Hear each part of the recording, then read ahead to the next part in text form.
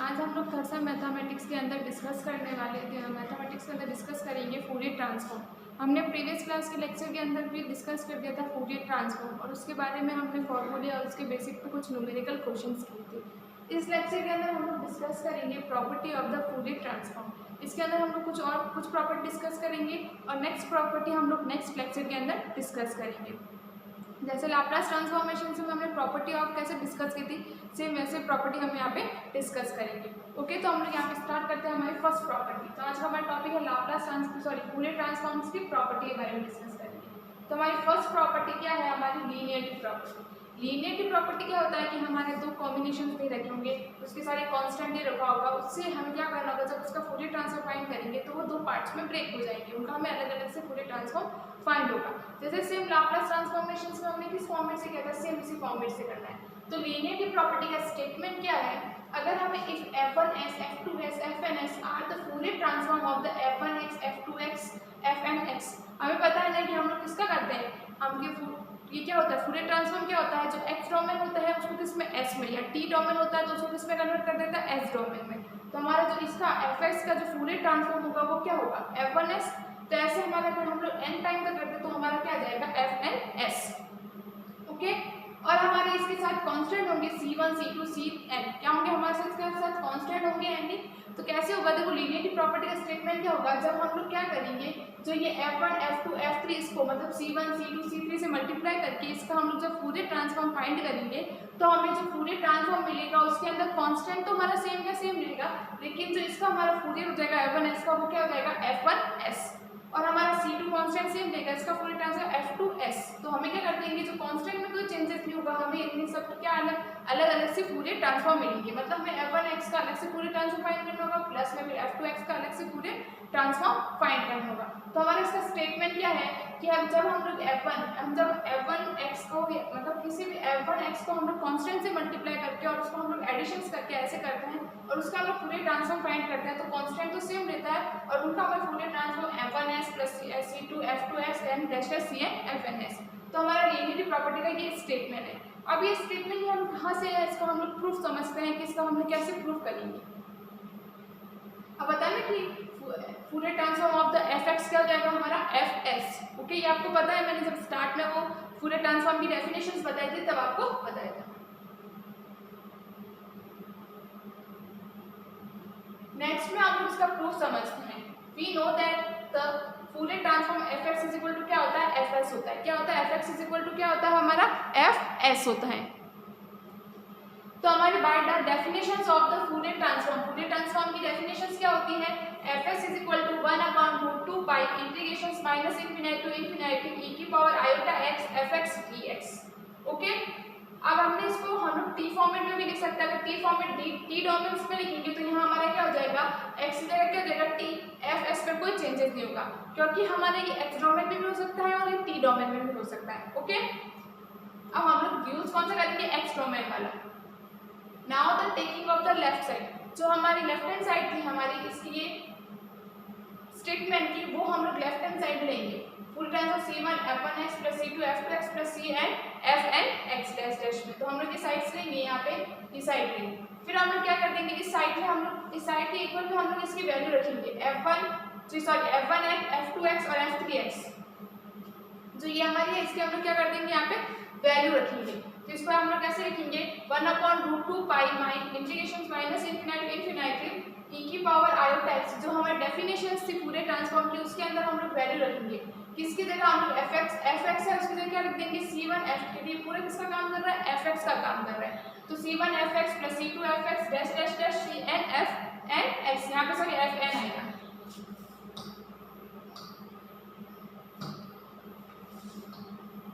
fnx। Okay, अब हम लोग नेक्स्ट स्टेप में क्या कर देंगे, इसको हम लोग ब्रेक कर देंगे, इससे मल्टीप्लाई करके हम लोग इंटीग्रेशंस को ब्रेक कर देंगे।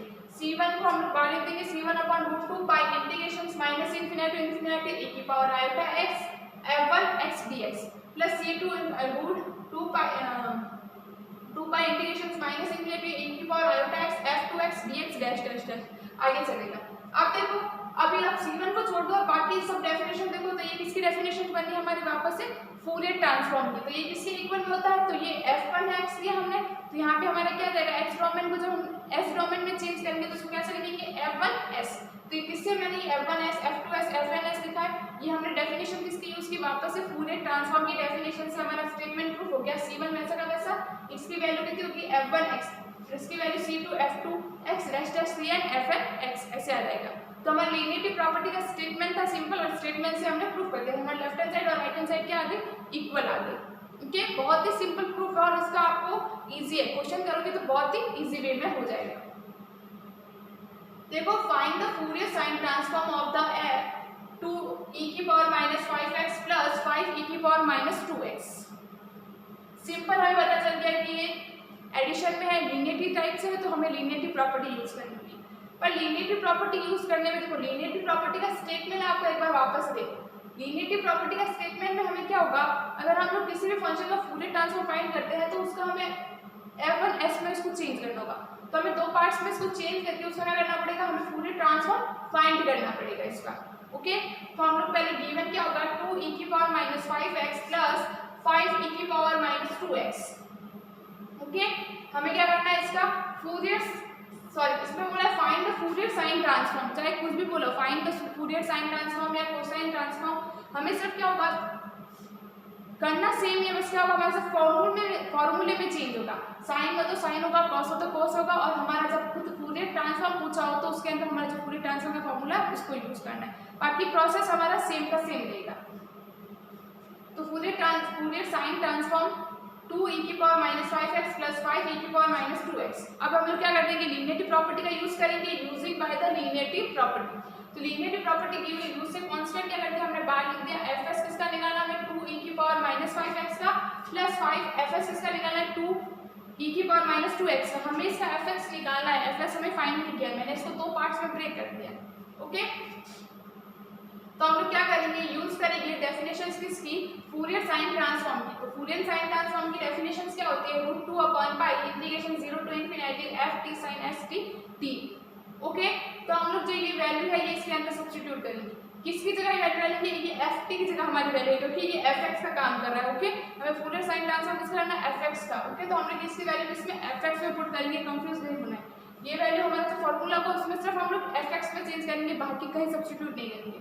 तो मैंने ये वैल्यू fx में डाल दी, तो मैंने क्या fx इज इक्वल टू हम लोग फॉर्मूले में अप्लाई करेंगे 2e⁻⁵x plus 5e⁻�2x is equal to, first में देखो इसमें हम लोग कहाँ करेंगे, इसके अंदर डालेंगे fs2। तो 2 हमारा कांस्टेंट बार का बार √2/π इंटीग्रेशन 0 to ∞ ft की जगह लिख दिया e⁻⁵x sin sx dx। Okay, plus 5 √2/π integration 0 to ∞ e⁻�2x sin sx dx। Simple आ गया। अब हमारा जो फॉर्मूले मैंने आपको बेसिक फॉर्मूले बताए थे उस फॉर्मूले का मैंने यूजिंग करूँगी। उस फॉर्मूले का यूजिंग करके क्या होता है, हमारा फॉर्मूला जब limit 0 to ∞ e⁻⁴ax sin bx dx is equal to क्या हो जाएगा b/a² प्लस b²। तो यहाँ पे a का काम कौन कर रहा है, 2 कर रहा है और 5 कर रहा है, और b का काम कौन कर रहा है, हमारा s कर रहा है।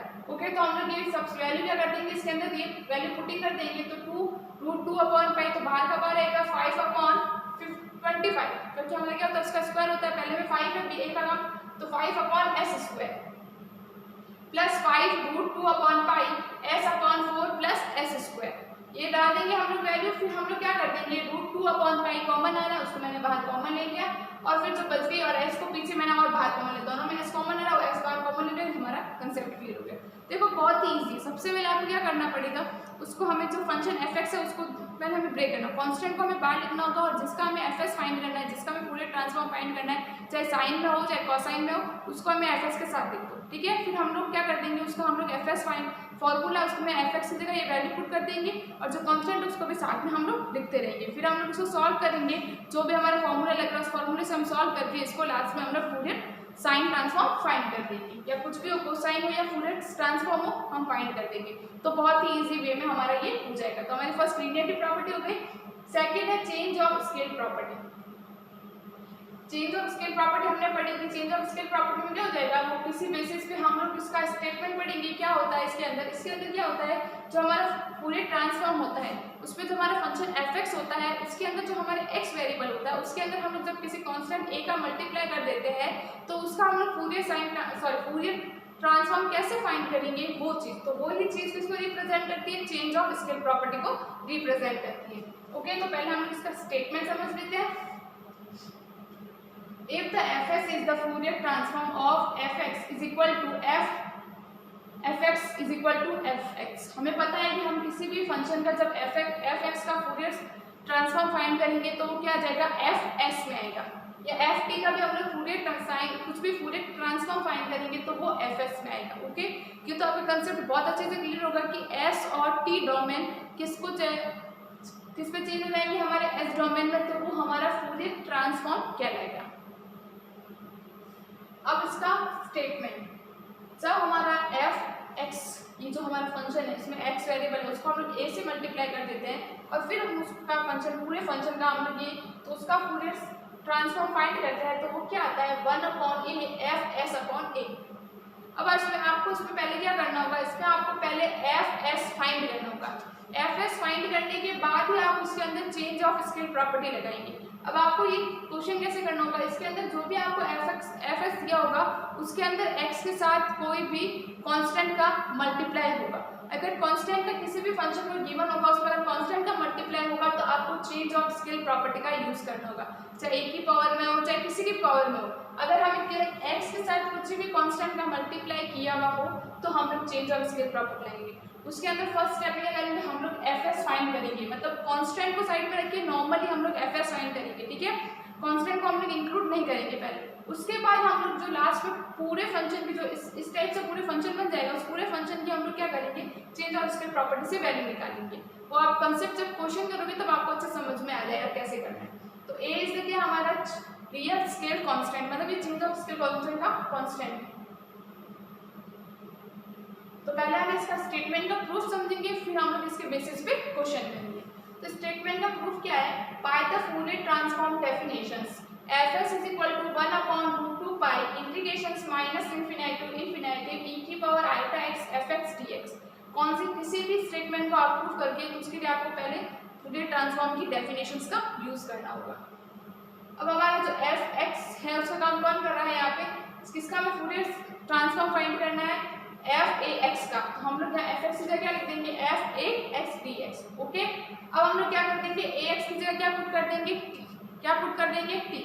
अगर हमने ax की जगह t पुट कर दिया तो लिमिट में तो कोई चेंजेस नहीं होगा, हमारा dx क्या हो जाएगा dt/a। ओके, dx की जगह dt/a, तो हम लोग ये जो वैल्यू है वो इसमें हम सब्स्टिट्यूट कर देंगे। तो वैल्यू सब्स्टिट्यूट करेंगे 1/√2 pi integrations minus infinity infinity e की पावर iota t/a। अब आप सोच रहे हो कि p/a क्यों आया, हमने x की जगह वैल्यू सब्स्टिट्यूट कर दी t/a, तो यहाँ पे t/a आ गया और ft dt/a, जो हमारा कांस्टेंट है वो बाहर आएगा 1/a into 1/√2 pi integrations minus infinity e की power iota st/a ft dt। अब आप ये देखो, ये किसकी डेफिनेशंस बन जाएगी, हमने लाप्लास ट्रांसफॉर्मेशंस में भी अच्छे से पढ़ा था कि जो हमारा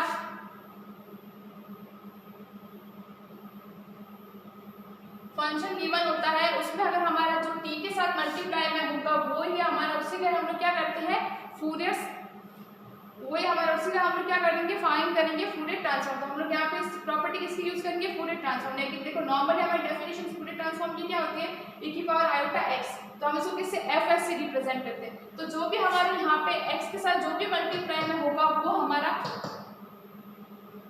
x के साथ जो भी हमारा मल्टीप्लाई में होगा उसी का ही हम लोग फूरियर, यहाँ पे हमें fs लिख दिया। अगर यहाँ पे हमारा s/2 होता तो हमारा f(s/2) होता, तो जो भी हमारा x के साथ मल्टीप्लाई में होगा वो ही हमारा s की जगह यहाँ पे जगह लेगा, रिप्लेस करेगा किसके पास, ये जो fs है उसकी जगह वो रिप्लेस हो जाएगा। ओके, तो मैंने यहाँ पे देखो क्या लिखा है, आप कंफ्यूज नहीं होना है, बहुत अच्छे से समझना है। यहाँ पे देखो ये हमारा fs के इक्वल होता है, यहाँ पे s के साथ कौन भी आ रहा है, s/a भी आ रहा है, t के साथ s/a का भी मल्टीप्लाई है, तो हमारी जो डेफिनेशन बनेगी 1/a कांस्टेंट सेम का सेम रहेगा। हम लोग फूरियर ट्रांसफॉर्म की डेफिनेशन यूज करके fs/a आ जाएगा, क्योंकि जो हमारा s के साथ t के साथ जो मल्टीप्लाई होता है, आयोटा और t के साथ जो मल्टीप्लाई में होता है वही हमारे f के साथ इस फंक्शन के रूप में डिनोटेड होता है। तो इस रीजन से मैंने इसको fs/a लिख दिया। ओके, तो हमारा ये स्टेटमेंट प्रूफ हो गया। कंफ्यूज नहीं होना है, मैंने आपको जब फूल लाप्लास ट्रांसफॉर्मेशंस करवाया था तब भी मैंने आपको बताया कि चेंज ऑफ स्केल प्रॉपर्टी में कैसे रिप्लेस कर देता है, कैसे हो जाता है, वो सेम प्रोसेस लगा दिया। हमारा क्वेश्चन है obtain the Fourier transform of the e की power minus a square x square. Now the given equations. Okay, हमें दे रखा है, हमें ये फूरियर ट्रांसफॉर्म फाइंड करना है इसका। तो हमारे पास देखो ये पूरा फंक्शन किस फॉर्मेट में, f(ax) फॉर्मेट में, हमने f(ax) फॉर्मेट में। अगर हम लोग इसको कंपैरिजन करें तो a की जगह ये कांस्टेंट काम कर रहा है और x की जगह ये कांस्टेंट काम कर रहा है। ओके, तो हम लोग fx क्या मान लेंगे इसमें, e की पावर माइनस x स्क्वायर क्या मान लेंगे इसको हमने constant, fx is equal to e की पावर माइनस x स्क्वायर। अब हम लोग क्या करेंगे, using by the Fourier transform definition. जो फूरियर ट्रांसफॉर्म की डेफिनेशन है उसका हम लोग क्या करेंगे यहाँ पे यूजिंग करेंगे। तो फूरियर ट्रांसफॉर्म की डेफिनेशन हम लोग लिख लेंगे, Fourier transform of the fx is equal to 1/√2 pi integration 0 minus infinity to infinity fx e की power iota x dx। Okay, fx से जो क्या मिलेंगे e की power minus x square e की पावर। देखो इसमें पहले हमें fs निकालना पड़ेगा, fas नहीं निकाल सकते हम लोग, fax का नहीं निकालना, हमें fs निकालना ओनली फॉर किसका, fx का।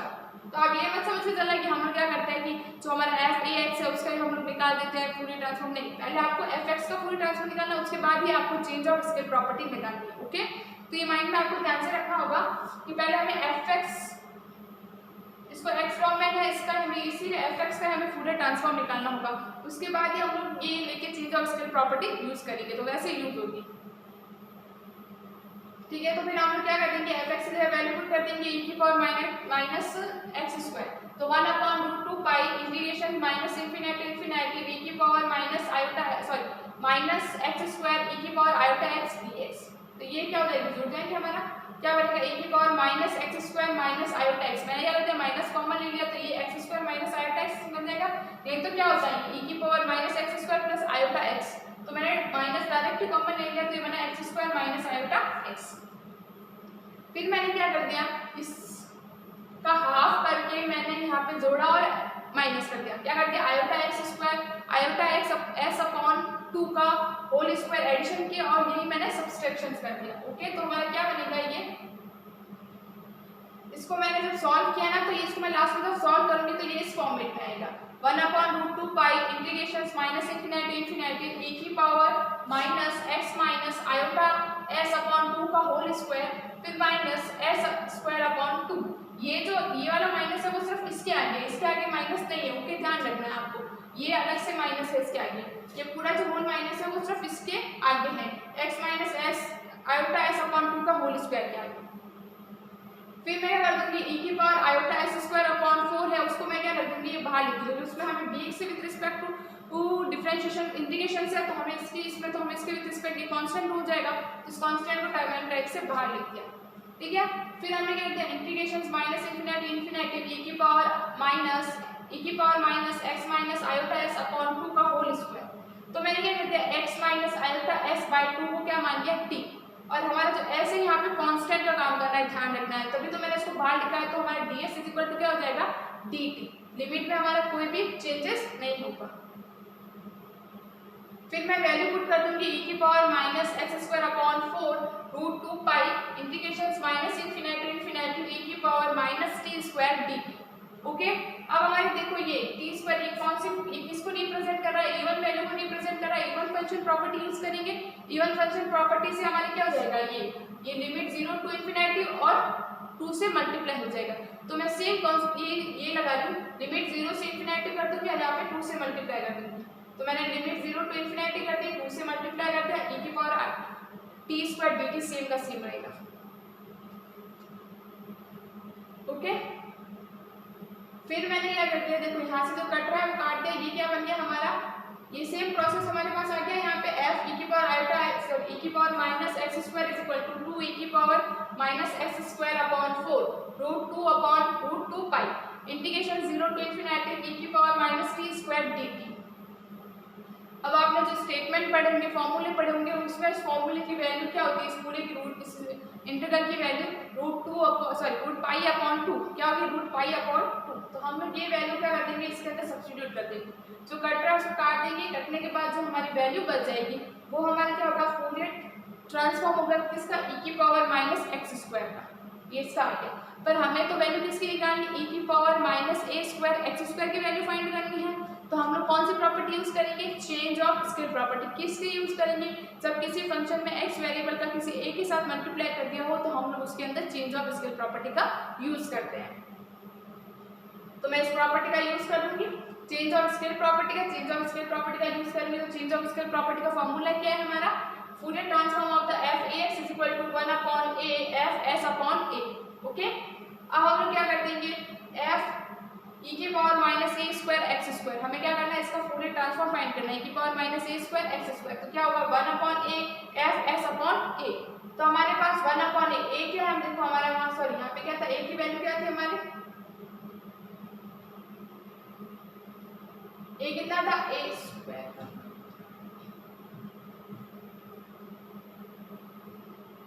a हमारा क्या है, a ही है, क्या है a हमारा क्या है, यहाँ पे a ही है।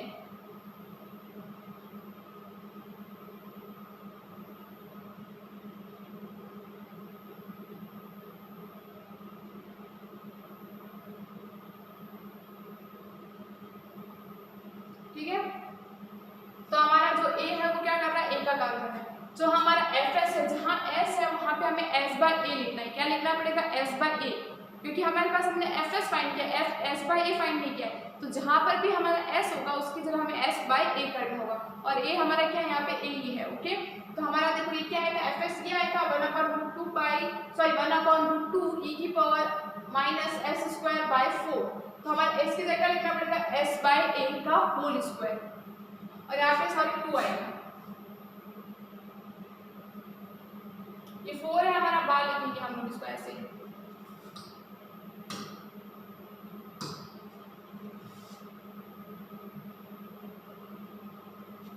हमारा इसका आंसर रहेगा वो इस टाइप से आएगा, e की पावर माइनस s/a का होल स्क्वायर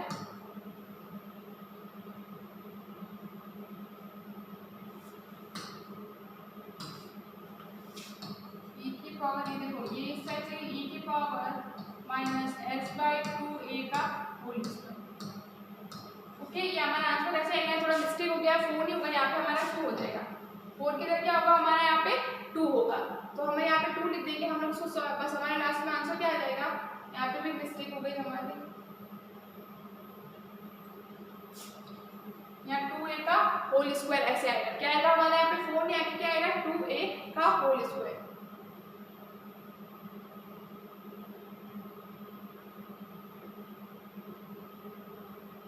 ओके, तो यहाँ पे आपको ध्यान रखना है, यहाँ पे आपको 2 कर देना है, बाकी सेम रहेगा s अपॉन 2a का होल स्क्वायर। तो हमारे चेंज ऑफ स्केल प्रॉपर्टी आएगी। देखो चेंज ऑफ स्केल प्रॉपर्टी हमने कैसे यूज की, सिंपल थी। चेंज ऑफ स्केल प्रॉपर्टी में पहले हमने क्या कर दिया, fx लिया, fx का हमने उसका फूरियर ट्रांसफॉर्म निकाला, fs आ गया, उस fs को हमने fs/a टर्म्स में लिख दिया, मतलब हमने s की जगह लिखना पड़ेगा s/a, और जो हमारे a की वैल्यू थी हमने चेंज ऑफ स्केल प्रॉपर्टी का यूज कर दिया, जो a था उस कांस्टेंट में, तो 1/a की जगह वो a की वैल्यू सब्स्टिट्यूट कर देंगे और हम लोग उसको सॉल्व कर देंगे। हमारे पास यहाँ a की जगह a था, अगर यहाँ पे 2 होता तो हम s/2 सब्स्टिट्यूट करते और 1/2 हो जाता, तो जो भी हमारा a होगा वो ही वर्क करेगा यहाँ पे। ओके, अब हम लोग जो नेक्स्ट प्रॉपर्टी है वो हम लोग कल डिस्कस करेंगे, शिफ्टिंग प्रॉपर्टी। कि शिफ्टिंग प्रॉपर्टी क्या है, उसका स्टेटमेंट क्या है, उसका प्रूफ क्या है, और उसके बेसिस पे जो क्वेश्चन है वो हम लोग कल डिस्कस करेंगे। Okay, thank you.